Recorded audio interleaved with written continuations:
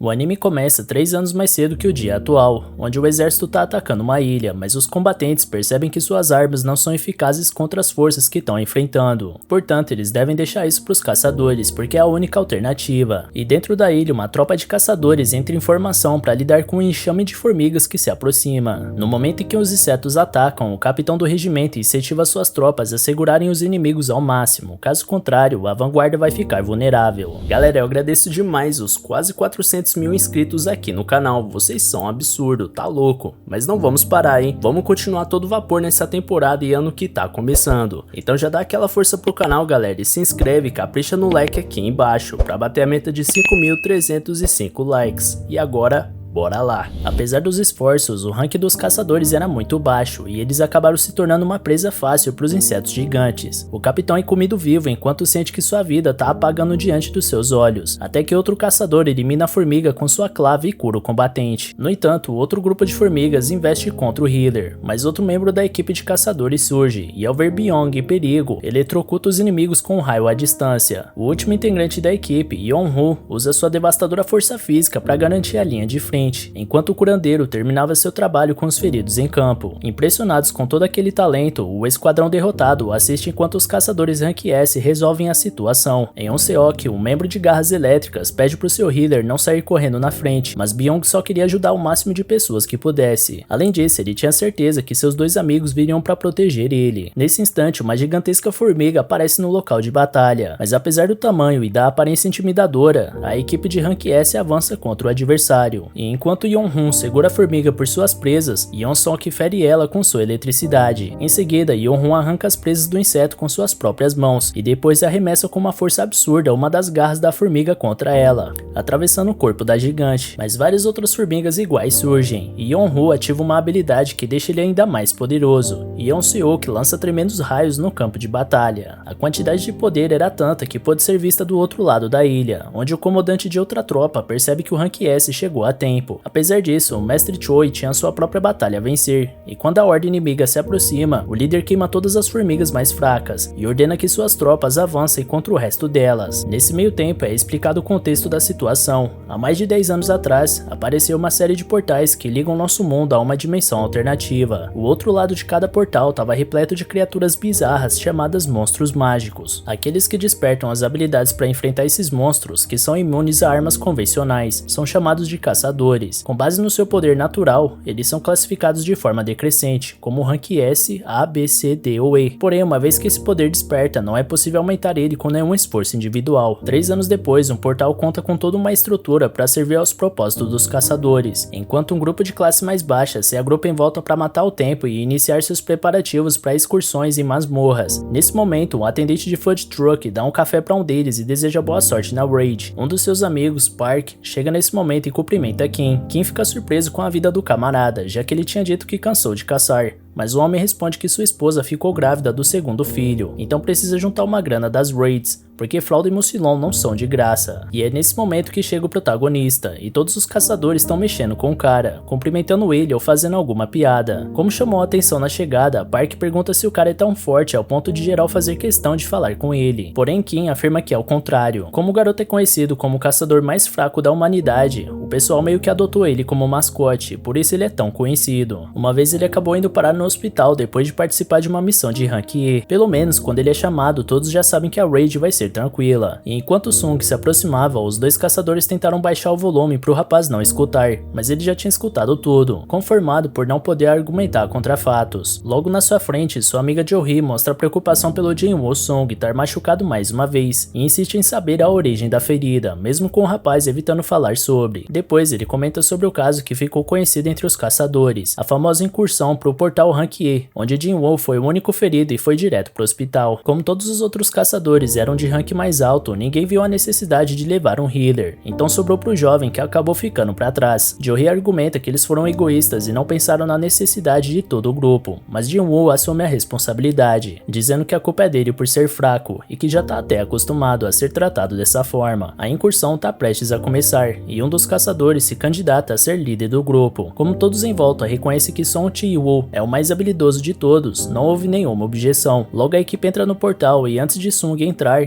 que impede pra ele ficar atrás do resto e tomar cuidado pra não se machucar. Johri tenta dar aquela motivada no garoto e também entra, enquanto ele fica pra trás e observa sua faca com quase nenhum poder mágico, que foi a única coisa que ele conseguiu comprar. Mesmo assim é melhor do que nada, portanto Jin Woo-sung promete dar seu melhor dessa vez. Longe dali, o presidente da Associação de Caçadores, Go Jun-wi, conversa com seu assistente, relatando que a conversa com o governo foi a mesma de sempre, eles acusando as Dungeons Breaks de serem um problema, mas ainda assim querendo os recursos que os caçadores coletam delas. Go não liga deles quererem uma fatia do bolo, mas gostaria que não tivesse tanta hipocrisia nesse meio, afinal as Dungeons são o meio de vida dos caçadores, eles vivem do que vendem dessas masmorras, e o exemplo mais valioso disso são as pedras coletadas dos monstros derrotados, as pedras de essência, e finalmente Jin-woo conseguiu a sua primeira, depois de muito esforço para isso. Apesar disso, outra criatura surge atacando ele, e por mais que ele fizesse de tudo para bater de frente, ao tentar cravar a faca no inimigo, sua arma é destroçada por completo. Em troca, o monstro enfia a espada na barriga do garoto. Park chega nesse momento e elimina o inimigo, mas logo precisa voltar para a linha de frente, e Sung tá sangrando muito, então Jo-hee fica encarregada de curar seu amigo, e enquanto ele recebe tratamento, ele observa a luta dos seus companheiros, e sua visão vai ficando mais turva, conforme ele deseja que fosse capaz de estar ali na luta. Voltando ao presidente, ele explica que as pedras de essências mais caras são coletadas dos monstros mais fortes, e podem ser transformadas em armas poderosas e equipamentos para lutar contra outros monstros. Além dessas pedras, os cristais de mana têm a mesma função, mas são menos potentes, então o assistente pergunta se o governo tem outra intenção com o uso desses itens, e Go explica que a intenção deles é usar os materiais como fonte de energia, já que é uma forma de energia mais barata e eficiente do que as atuais, além de não poluir tanto o meio ambiente, e é por isso que a pressão em cima dos caçadores é tão grande. A fonte de energia mais limpa e mais efetiva é somente extraída de recursos vindos das masmorras, e na missão do Sung, a equipe enfim derrota o chefe da dungeon, e vendo todos celebrando a vitória, Jo-hee pergunta pro amigo se ele continua tentando ser caçador só por teimosia. Afinal, se continuar do jeito que tá, alguma coisa de mais grave pode acabar acontecendo a qualquer momento. Hoje, por exemplo, a ferida não foi só na barriga, mas sim no corpo todo. Sung pede desculpas pelo trabalho que tá dando, mas a camarada repreende o garoto, dizendo que não quer pedido de desculpas, mas que fica preocupada com ele. Enquanto isso, os outros caçadores vão pegando todo o loot, mas essa dungeon não tem muitos cristais de mana, então todos estão preocupados com o pagamento que vão receber com os itens vendidos. Sung, pelo menos, tem apenas a pedra de essência Rank E, que conseguiu quase ao custo da sua vida. Nesse meio tempo, um caçador encontra um túnel dentro da dungeon, o que significa que essa é uma masmorra dupla, ou seja, uma nova oportunidade de conseguir um loot de qualidade para encher o bolso dos caçadores. Por outro lado, o líder do esquadrão é mais cauteloso e informa seus subordinados que em casos extraordinários como esse, o procedimento padrão é aguardar ordens da Associação de Caçadores. Outros integrantes questionam essa postura, com medo de enviarem outros caçadores que vão ficar com o loot restante. Além de tudo, o túnel ainda faz parte dessa dungeon Rank D, então não deve ter problema. Song Chi-yu decide fazer uma votação para entrar ou não no túnel, e ao final dela ficou empatada em 6-6, porém Sung ainda não tinha votado, então o protagonista ficou responsável pelo desempate. Ele analisa que uma masmorra nível D é muito perigosa para ele, mas como seu pai está desaparecido, ele é o único responsável por sustentar a família, então não tem outra escolha. Ele precisa pagar o tratamento da sua mãe e a faculdade da sua irmã, então após sua reflexão ele responde que prefere cair para dentro. No momento em que o caçador mais fraco busca sua superação, a Associação de Caçadores busca novos membros. Candidatos fazem fila para testar suas capacidades, e uma examinadora avalia o rank de cada um com uma esfera preta que os cidadãos tocam para serem escaneados. Um representante passa os resultados para o mestre Choi, avisando que o rank B e 2C entraram na guilda, e o chefe deixa claro que sexo e idade não importam. Se o cidadão tiver talento, tem que receber uma oferta de contrato, mesmo que não seja uma Chahai da vida. Enquanto isso, na rua mais brasileira do anime, dois caras e uma moto roubam a bolsa de uma moça e fogem disparada com os pertences da vítima. No caminho, uma mulher de boné rosa fica parada no meio da rua,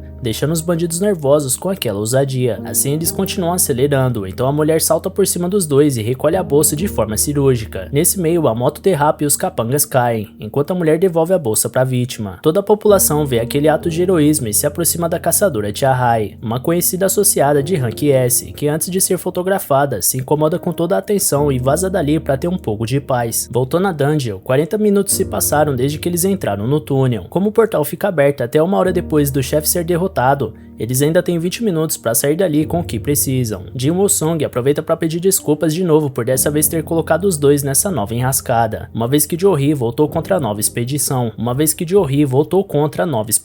mas agora ela fica irritada e lembra o cara que ele estaria morto se a espadada que levou tivesse sido um pouco mais para cima, então ele deveria ter um pouco mais de cuidado antes de entrar em lugares que são ainda mais perigosos do que os que praticamente já tiraram a vida dele de vez. Ji-won reflete sobre o esporro e reconhece que ter do seu lado uma healer rank B é um bom adianto, então a garota pede para ser recompensada com o jantar, e a reação do rapaz fez parecer que ele prefere outra espadada no bucho. Logo à frente, o grupo alcança a câmara do chefe, e mesmo que o portão colossal pareça intimidador, ninguém ali queria voltar de mãos abanando, então decidem entrar de todo jeito, uma vez que já chegaram até ali. Antes disso, o presidente da Associação de Caçadores se apresenta para os recém-despertos, e alerta que ninguém é obrigado a se tornar um caçador de fato, mas uma vez que fizeram essa escolha, devem se manter atentos a todo instante, por mais poderosos que possam ser, e como conselho final ele pede que todos os candidatos tenham medo, porque é o medo que mantém os corajosos vivos. Assim, o grupo da expedição entra na sala do chefe e encontra várias estátuas antigas, dentre elas uma segura escritos sobre os mandamentos do templo de Cartenon. O líder dos caçadores se adianta e começa a ler. Primeiro, venere a Deus. Segundo, louve a Deus. Terceiro, prove sua fé em Deus. E enquanto o líder recita cada mandamento, Joey percebe que a estátua maior mexeu os olhos e chama Jin-woo para olhar, mas o protagonista acredita que isso é coisa da cabeça da amiga. E por fim, Song Chi-yu lê o último mandamento, que esclarece que aqueles que não seguirem essas palavras não sairão vivos. Com isso, o portão se fecha e, com todos em choque, um caçador se revolta por ter sido colocado naquela situação e deixa o grupo para trás, na tentativa de ir embora. Porém, uma das estátuas ganha vida e acaba com o homem com seu machado, antes que ele tentasse abrir o portão. Como ela aniquilou um caçador rank D como se fosse nada, não faz sentido nenhum ter um monstro desse nível nessa dungeon de nível mais baixo. De toda forma, não existe saída, então Sung já começa a imaginar o que vai ser dele, e foi nesse instante que a maior estátua da sala vira seus olhos pro protagonista. Apesar disso, Jin Woo-sung lembra que já esteve próximo da morte muitas vezes. Na primeira delas, ele se separou do grupo numa raid e acabou preso. Em seguida, ele foi atacado por monstros de rank A e passou semanas no hospital. Além disso, ele já quase morreu de fome num labirinto. Por mais baixo que fosse o rank da masmorra, para ele sempre era caso de vida ou morte, ao contrário dos caçadores mais habilidosos, que conseguem derrotar monstros fortes e conseguir itens raros. Tudo que ele tinha era uma faca inútil, e como ela quebrou, terá que lutar de mãos vazias. Por motivos como esse, Sung aprendeu que deveria aprender a observar e esperar uma boa oportunidade, uma vez que não tem condições de entrar de peito aberto numa raid, e foi essa percepção que manteve ele vivo até hoje, mesmo aos trancos e barrancos. Logo ele grita pro grupo inteiro abaixar, enquanto a estátua lança lava pelos olhos, que varre boa parte dos caçadores. Olhando em volta, todos ali presentes são tomados pelo pânico e pela impotência, enquanto o caos vai se instaurando no olhar de cada caçador preso naquela câmara, e Jin Woo-sung não tem dúvida nenhuma de que não vai sair de lá vivo. Todos os caçadores em volta tentavam usar os segundos de trégua para planejar algum movimento de reação, mas tudo parecia pequeno demais diante da enormidade do inimigo. Nesse meio tempo, Jin Woo-sung tenta ajudar Jo-hee, que está inconsciente com o ataque, e Song Chi-yu agradece o garoto pela perspicácia, tendo em conta que o garoto antecipou o ataque e mandou todos se protegerem, poupando assim algumas vidas. Jin-woo observa o líder e repara que seu braço foi arrancado, e a valentia do experiente líder tenta manter o jovem calmo, dizendo que é só cerrar os dentes que a dor se torna suportável. Ainda assim, é preciso estancar o sangramento antes que o pior aconteça. Então Jin-woo faz sua parte e cobre o ferimento com gaze. Durante o ato, Chi-yu comenta que iria pedir o tratamento para Jo-hee, mas ela não costuma lidar bem com a pressão, por isso só participa de raids fáceis, mesmo sendo uma healer rank B. Por falar nisso, ele comenta que já teve em 2 raids rank B, e não tem dúvidas que esse inimigo é da classe A, e talvez até S. Quanto aos mandamentos do templo de Cartenon, escritos naquela placa, provavelmente se tratam de um deus que é representado por essa estátua, uma vez que junto com os portais, diversos fenômenos sobrenaturais começaram a acontecer no mundo. Um desses fenômenos, os caçadores, mas para contrapor isso, alguns monstros por trás desses portais acumulam poderes além de qualquer imaginação. Enquanto isso, bem longe dali, numa escola, a irmã do protagonista, Dina Sung, conversa com uma amiga, e a garota de cabelo curto pergunta se o irmão da Dina realmente é um caçador. Ela responde que sim, apesar dele ser do rank E, e que geralmente chega em casa todo enfaixado das suas missões. Depois ela pergunta a razão desse interesse da garota pelo assunto, mas ela desconversa, e depois comenta bem baixo que com certeza faria o melhor trabalho que esse caçador rank E. Voltando pra dungeon, o líder argumenta que o inimigo é muito poderoso para ser destruído, portanto eles precisam ter calma, analisar o ambiente e encontrar um jeito seguro de sair dali. Apesar da tentativa de precaução, um membro da equipe se afoba e se recusa a morrer naquele lugar, já que acabou de firmar um contrato com uma grande guilda, alta. Então, confiando na sua velocidade, ele garante que consegue atravessar o portão antes de ser pego. Mas antes mesmo de chegar no meio do caminho, a estátua destrói o corpo do velocista quase por inteiro, deixando para trás apenas os pés do caçador. Sem dúvidas, essa foi a última evidência que todos precisavam para saber que essa criatura pode aniquilar todos eles num piscar de olhos. A grande questão é que ela ainda não eliminou todos, e talvez o motivo disso seja um indício de uma saída. Por isso, Jin Wonsung usa o cérebro e pede para o seu líder lembrar o primeiro mandamento de Cartenon, que é venerar a Deus. Buscando interpretar a frase, Jin Wonsung se levanta em busca de uma solução, e por mais que Chiyu esteja preocupado com a reação inesperada do garoto, algo nos olhos dele diz que ele não desistiu da vida. Então, analisando o mandamento, o rapaz pede pro resto do grupo se curvar perante a estátua, simulando a veneração que o deus demanda. Os caçadores ficam confusos e descrentes do acerto dessa medida, mas não é como se eles tivessem ideias melhores no momento, então logo todos se juntam ao plano. A veneração causa um movimento na estátua, que altera seu rosto para uma expressão macabra. Depois de alguns segundos de tensão, o grupo começa a se questionar sobre o próximo passo,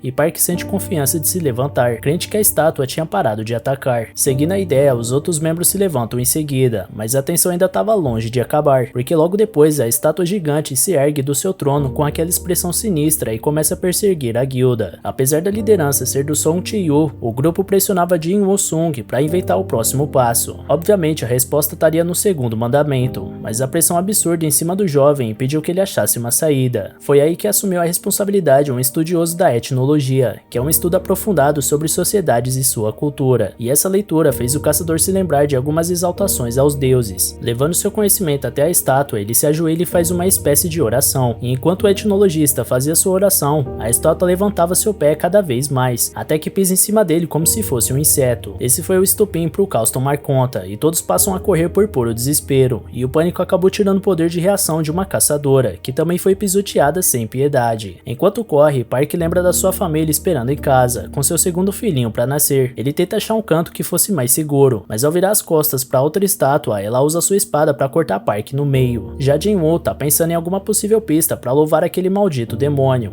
então volta a observar seu entorno. E ao enxergar as estátuas em volta, nota que a primeira carrega uma lança, enquanto a segunda segura um machado, a próxima um martelo, depois uma espada e logo após um trompete. De forma intuitiva, ele prevê que as estátuas com instrumentos musicais são pacíficas, então manda cada integrante correr até alguma. Mas assim que ele chega numa estátua com um tambor, a música do instrumento não tocou, então ele supõe que isso só daria certo se apenas uma pessoa ficasse com cada estátua. Por isso, ele deixa Jory em segurança e parte para a próxima. Como era o único alvo solto em campo, o deus foi atrás do Sung, que corria a toda velocidade para a última alternativa. No momento em que seria esmagado, ele consegue saltar e chegar até a estátua que queria, mas como estava escuro, ele não viu que na verdade a estátua segurava um escudo, não um instrumento musical. Então ela levanta a arma e acerta o jovem caçador. Apesar da força brutal do impacto, Jin Wonsung sobrevive e rasteja em busca do último instrumento. Severamente ferido, ele chega até o destino no exato momento em que o deus pisa próximo ao corpo dele. Apesar disso, a estátua solta sua voz angelical, e com o louvor de todos os instrumentos tocando juntos, o deus demônio se senta novamente. Jory corre atrás do seu amigo, que está debilitado ao extremo, e como se não bastasse, o pisão que a estátua deu por último acabou levando a perna direita do caçador. Jory se apressa para estancar o sangramento, enquanto ela própria começa a sangrar por todos os orifícios do seu rosto, por conta da dificuldade da ferida. Após o fim definitivo do conflito, os membros da guilda se entreolham e analisam as perdas, então logo procuram achar um culpado por toda a tragédia que seguiu após a votação para entrar no túnel. Depois de todos os dedos apontados, Song Chiyu assume a responsabilidade para si, já que é o líder e encarregado da palavra final. Apesar de toda a discussão, o deus ergue a mão e o solo trepida, fazendo o grupo achar que é um terremoto. Porém, Jin-woo explica para o grupo que a estátua estava levantando um altar no centro do salão. Como em muitos mitos e culturas, deuses demandam sacrifícios e oferendas em seu nome, e como o terceiro mandamento diz, o próximo passo é provar sua fé em Deus, e são nesses momentos onde os homens precisam se diferenciar dos garotos, e quem assume o primeiro movimento para apontar sua espada para Chiyu, uma vez que deveria assumir a desonra de ter fracassado em sua liderança. Outros membros tentam impedir a ação, mas o próprio líder se entrega para o sacrifício e vai até o altar. Chegando lá, chamas se acendem em volta do ritual, mas como nada mais aconteceu, Jin Wonsung pede ajuda para examinar o altar de perto. Assim, ele passa alguns segundos tentando sacar alguma pista do próximo passo, mas sem muito sucesso. Por fim, ele considera a possibilidade de alguém vir resgatar eles, caso continuem esperando. Mas como esse portal já foi aberto há 7 dias, o grupo teme que as estátuas voltem a se mexer a qualquer momento.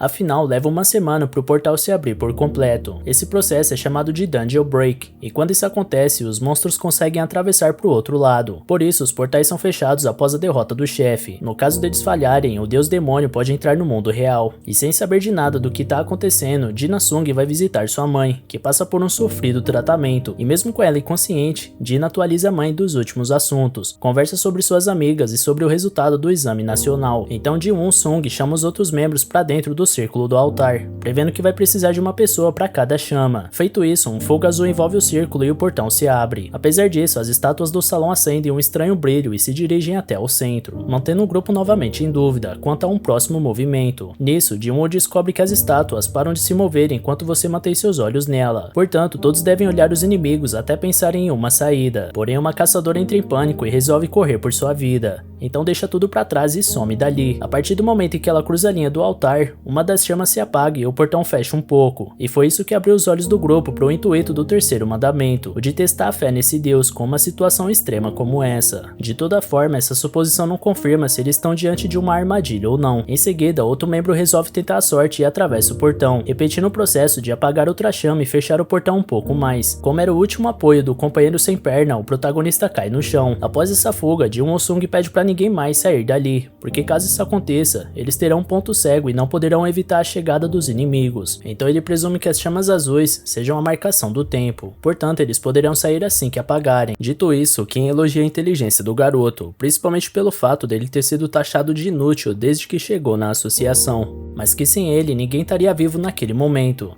Kim tem uma família esperando por ele, então ele não quer morrer agora. Por isso Kim pede perdão e foge da câmara. Por isso Park pede perdão e foge da câmara. Os 3 sobreviventes agora tinham um ponto cego, uma vez que não tinham olhos o suficiente para cobrir todo o entorno de estátuas, ou seja, eles não podem mais impedir que elas se aproximem. Jin-Woo começa a chorar por ter chegado tão longe e ter falhado, apesar de tantas vezes já ter sobrevivido aos desafios que colocaram ele à prova. Mas antes do fim, Song Jin-Woo manda os 2 jovens irem embora. Segundo ele, é evidente que o portão vai se fechar após o penúltimo sobrevivente ir embora. Como os 2 ainda têm uma longa vida pela frente, então devem ir. Logo ele pede para Jo-hee cuidar do sangue, e quando o Healer ia se preparar para levar o companheiro embora, suas pernas travam e ela não consegue mexer elas. Isso faz o líder pensar que ela se esforçou demais para curar o sangue, mas de toda forma, alguma atitude precisava ser tomada, porque o cerco estava prestes a se fechar. Por essa razão, Jin Sung manda Chi-Yu carregar a Healer para fora. O líder esboça um argumento, mas o protagonista insiste aos berros que ele leve ela logo, porque não existe outra alternativa, sendo que ele tá sem uma perna. Jo-hee entra em pânico e tenta convencer sua amiga a mudar de ideia, mas a resposta dele é entregar sua pedra mágica pra garota, levando em conta que ela tinha chamado ele para almoçar mais cedo. Com isso, ela poderia ganhar uma grana e comprar um almoço especial quando Jin-Woo sair.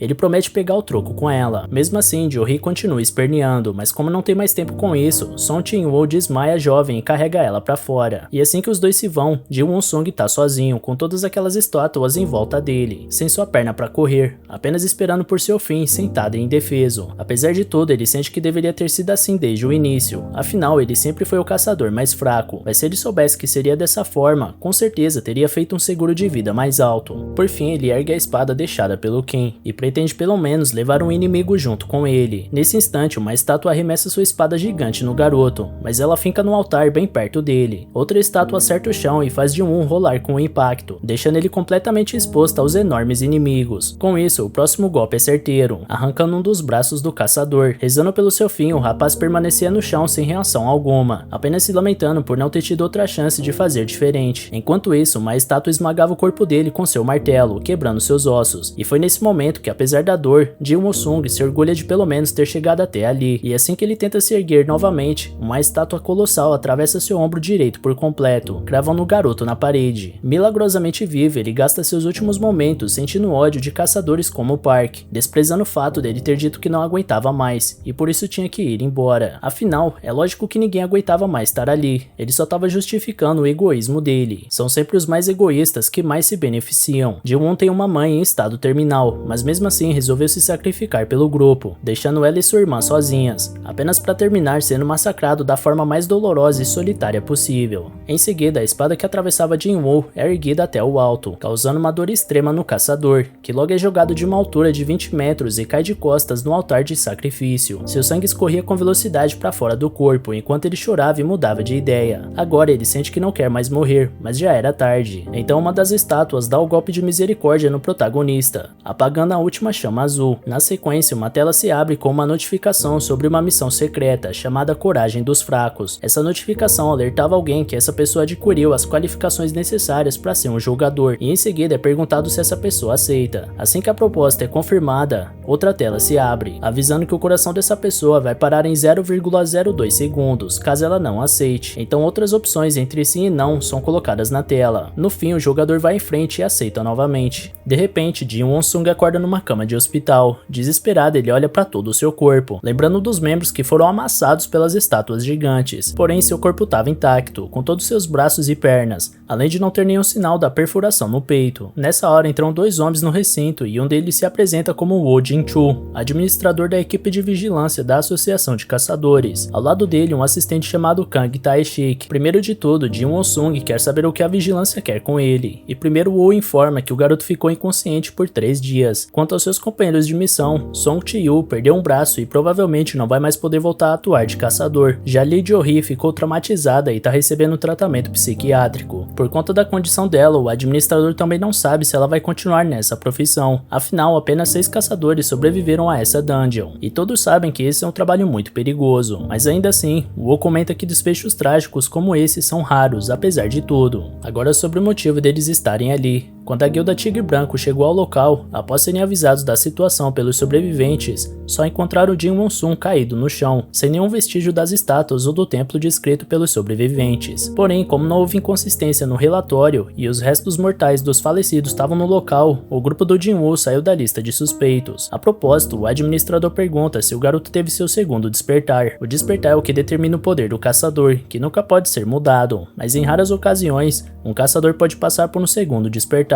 Isso burla a regra do poder imutável e pode alavancar um caçador até o rank A, ou até mesmo pro rank S. E para medir a nova força do protagonista, um medidor de mana é levado até ele, já que ele foi capaz de sobreviver a monstros de nível morte instantânea. É muito provável que estejam diante de um novo prodígio. Após Jin-Woo colocar a mão no aparelho, o dispositivo indica o número 10 na tela. Ele estava empolgado para descobrir seu novo rank, e insiste para os vigilantes revelarem o resultado logo para ele, mas Woo Jin-choo informa que se enganou e pede desculpas pro jovem. Do lado de fora, Kang Tae-shik parece frustrado com o resultado do teste, visto que até caçadores rank E podem chegar até 70 pontos no medidor, então é como se Jin Won-sung fosse apenas um civil pela sua pontuação. E enquanto Kang relata seu descontentamento, Woo Jin-choo pensa que a dungeon desapareceu, então não existe uma forma de explorar ela de novo e descobrir como aquele garoto sobreviveu. Voltando pro jovem, ele lamenta que não tenha conseguido uma boa pontuação, já que estava na expectativa de ter subido de nível, mas acima de tudo, Jin-Woo ficou confuso por ninguém ter perguntado sobre essa interface estranha que parece de um videogame, indicando que ele tinha uma mensagem não lida. Isso faz o garoto pensar que só ele é capaz de enxergar esse troço. Ele tenta tocar na interface, mas descobre que não é uma tela de toque, e quanto mais ele se concentrava naquilo, mais algumas memórias voltavam para a mente dele, tipo quando ele estava para ir dessa para melhor e essa mesma tela apareceu na frente dele, dizendo que ele atingiu as condições para ser um jogador, e depois perguntando se Jin-Woo gostaria de entrar numa missão chamada Coragem dos Fracos. Em seguida, sua irmã aparece no hospital dando um esporro no cara por não ter se cuidado de novo, já que em quase toda a missão geral volta ileso, mas seu irmão continua sendo um saco de pancada. Mas como era uma preocupação genuína, Jin-Woo sorri levemente com a bronca da Dina, só que isso levou a garota a interpretar que estava sendo ironizada. Então ela ameaçou de largar os estudos e arranjar um emprego se o rapaz continuar se estrupiando por aí, já que um dia ele vai acabar aleijado e desempregado. Como sua irmã estava certa, Jin-Woo concorda em tentar pegar leve, e logo ele pergunta se Dina consegue ver essa interface estranha na frente dele. A garota acha que algum médico precisa examinar a cabeça dele, mas vai na onda do protagonista. Como ele é gamer, Jin-Woo explica que essa interface parece de um jogo virtual, e pergunta o que fazer quando uma notificação de mensagem não lida aparece em um jogo. Dina explica que normalmente é só abrir a caixa de mensagens. Como o garoto repetiu as palavras da irmã, o comando de voz mostrou as mensagens, e depois da primeira informar que ele se tornou um jogador, outra dizia que a missão diária chamada Treinamento de Força chegou. Na hora, Jin-Woo tenta se lembrar de onde ouviu essa palavra jogador, enquanto Dina vê que o irmão irmão tá bem e se despede, e do lado de fora ela se encontra de novo com sua amiga Song, a que acredita ser mais útil do que Jin-woo como caçadora. Enquanto isso, o garoto se aprofunda mais no menu virtual, descobrindo que ele foi projetado para auxiliar no desenvolvimento do jogador, e também que o não cumprimento da determinação do sistema pode resultar numa penalidade. Por último, uma terceira tela indicava que as recompensas já foram entregues para ele. Ele continua sem entender o que está acontecendo, então entra nos detalhes da missão Treinamento de Força para dar uma olhada. O objetivo diário era realizar 100 flexões, 100 agachamentos, 100 abdominais e correr 10 km. Caso o jogador não cumpra essa missão, vai sofrer uma penalidade. Ji-won-sung acha que isso não passa de uma brincadeira e tenta imaginar como diabos conseguiria fazer tudo isso do jeito que ele tá, mas enquanto tá deitado sem levar isso a sério, uma contagem regressiva no menu vai esgotando seu tempo. Nesse meio tempo, o administrador da equipe de vigilantes informa ao presidente Go que aquele jovem caçador, Jin-woo-sung, não teve um segundo despertar. Pelo telefone, Go fica aliviado por pelo menos esse caso não ter causado uma dungeon break, mas ainda assim tem alguma coisa que não tá cheirando bem nessa história. Portanto, o chefe manda a vigilância deixar essa dungeon no banco de dados para uma avaliação posterior. Enquanto isso, o mestre Choi convida Cha Hae para ser instrutora da próxima Raid Rank B, porque vai ser uma importante expedição para definir novos recrutas para a instituição. Entretanto, Cha Hae não se sente muito segura com suas habilidades como mentora, então Choi explica que tudo que ela precisa fazer é lutar normalmente como sempre faz, e sua performance vai servir de exemplo para os menos experientes. Após isso, ele explica que a Guilda dos Caçadores é uma das 5 maiores guildas do país, mas em nível internacional eles ainda são pequenos, e embora o nível individual não possa ser evoluído, o treinamento do coletivo sempre será um diferencial, principalmente agora que eles estão se preparando para um momento muito especial. Mais tarde, um portal se abre no meio de uma estrada, e os civis ficam se perguntando quando os caçadores vão chegar para resolver esse problema. Já Jin-woo, que estava no meio do seu sono, recebe uma mensagem de falha na missão diária, e como penalidade, um terremoto toma seu quarto e o garoto é teletransportado para um lugar desconhecido. Sem entender o que aconteceu, ele se depara com uma centopeia gigante do deserto, enquanto o painel surge de novo contando que é uma missão punitiva de sobrevivência, e o objetivo é se manter vivo durante 4 horas. Enquanto isso, as enfermeiras se dão conta que um dos pacientes sumiu, e mesmo depois de 2 horas dele fugindo de um inseto monstruoso, as funcionárias estão batendo cabeça e não sabem mais onde procurar Jin-woo. Portanto, o garoto fica preso naquele mundo alternativo até o fim da contagem regressiva, e quando a criatura ia dar o bote certo, o tempo se esgota e o garoto desesperado volta diretamente pro hospital, recebendo a notícia que completou a missão e que uma recompensa foi concedida a ele. Mas antes que ele pudesse resgatar o item, as enfermeiras chegam no quarto dele e começam a ajudar. No dia seguinte, Dina tá no telefone com o irmão e pede pra ele bancar ela no Chagall, já que o Jin-woo deu tanta dor de cabeça pra ela de novo. Nesse meio tempo, Jo-hee é convocada pra uma Raid Rank D,